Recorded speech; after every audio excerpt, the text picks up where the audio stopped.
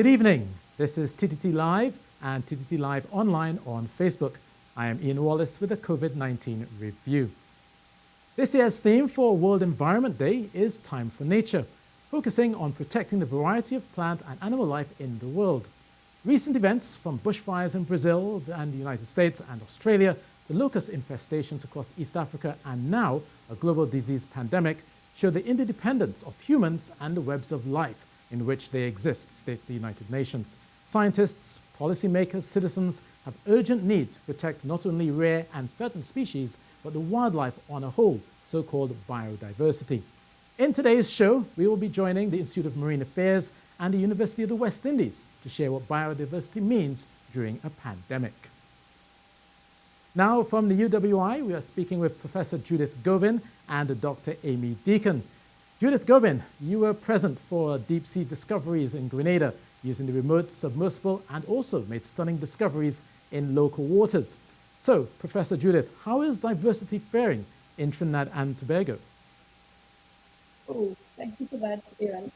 So, as we all know, biodiversity is really at three different levels: the level of genetics or genes, species, as well as ecosystems.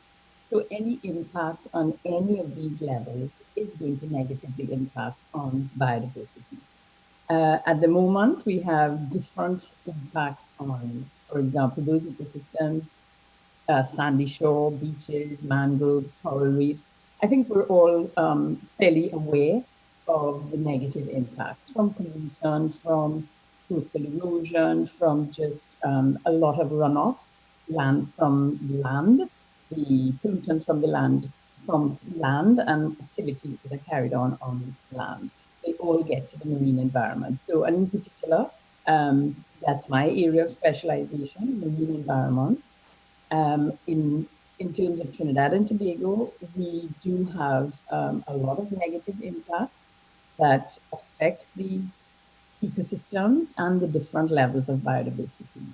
And we really need to really improve on these. We need to give each the time. We need to step back a bit so that we can allow these ecosystems to recover. How we do that, and I know we'll be speaking a little bit more about that. Okay. So what then concerns you most in terms of the biodiversity within Trinidad and Tobago, Dr. Gobin? So what concerns me most is that there is the lack of an integrative or integrated process or plan of action. We are I'm very pleased to see that in Trinidad and Tobago, we have a lot of organizations, we have a lot of very, very good people, good scientists, some of which are with us today, the two from the IMA as well as myself and Dr. Deacon, a colleague. There's a lot of work being done at the University of the West Indies, at the IMA, as well as the UTT. But there is no cohesive plan of action that's working. We really need to work together. We need to really have a proper work plan as to which areas are being covered and where the research is being done. That research should really be guiding policy. Again, there's a disconnect between the research and the policy, and that is really very unfortunate. So we do have, as well in Trinidad and Tobago, a lot of very good policies. We belong to a lot of, we are party to a lot of international treaties which directly affect biodiversity. But what is not happening is really us making that link. And we are hoping that in this coming next few years and using the theme of World Environment Day and World Ocean Day, which is on Monday as well, that we will work towards really closing those gaps, because we really need to do that. We need to make that connection. And of course, that will mean that we need to have conversation at higher levels with the government and with the policy makers and the decision makers. We really need to emphasize the importance of preserving and maintaining, not so much preserving, good use of our biodiversity, conservation and protection really of our biodiversity for future generations. Okay, so it seems as though you're looking for not only obviously more plans, but definitely more action. Well, let's switch then to Dr. Amy Deacon to find out how do you think the pandemic has impacted diversity?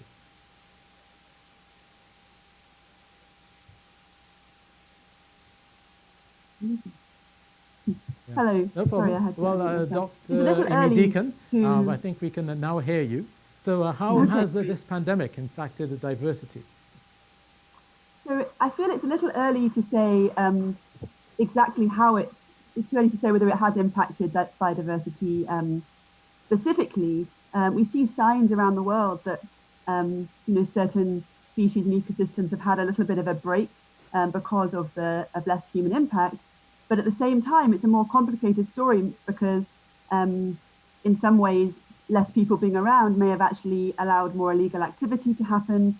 And we might actually see some species and ecosystems have actually had a harder time during this last period of the pandemic. For example, in Trinidad and Tobago, of course, we have a poaching problem in our forests with our game mammals.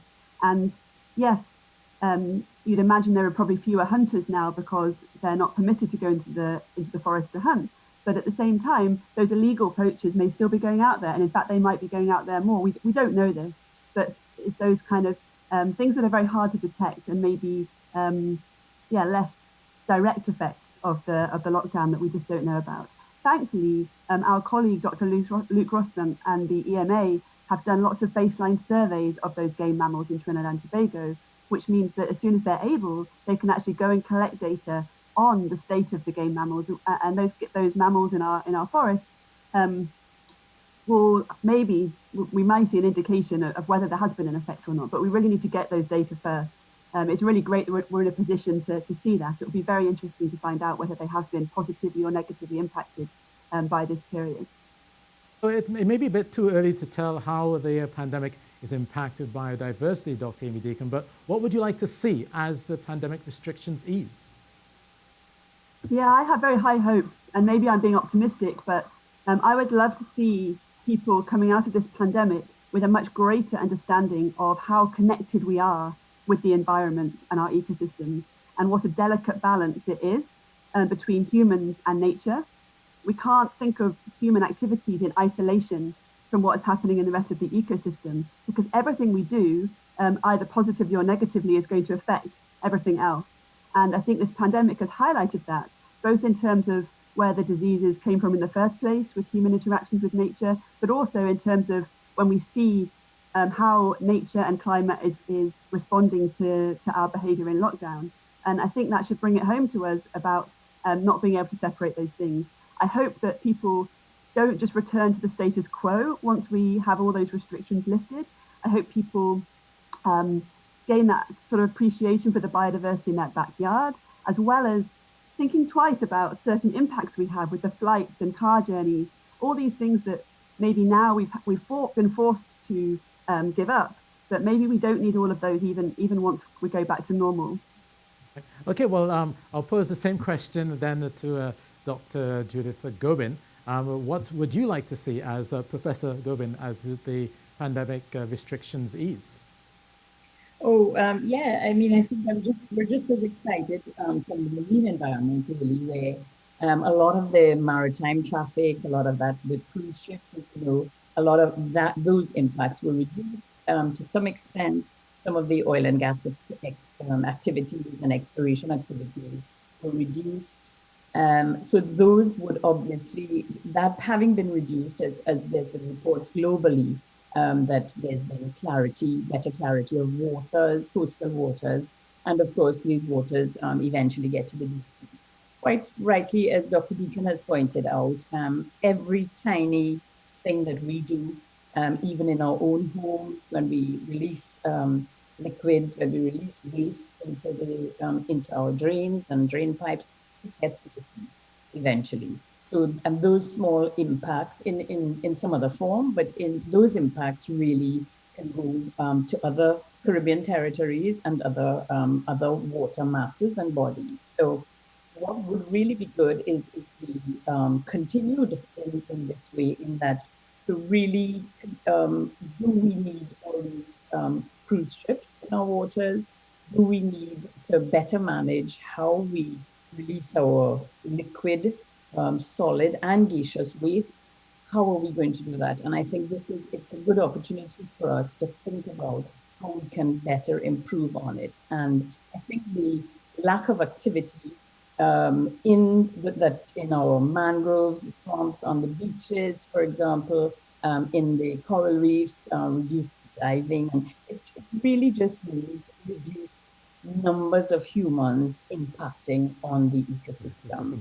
And what we really should take a step back is let's think about what the carrying capacity of these systems are. It's a good time for us to consider how can we manage who uses when they use a particular ecosystem or a particular environment. And that seems all quite, I think that seems like a very good way to take basically just a short break. And I would like to thank you, Professor Gobin and Dr. Deacon. With this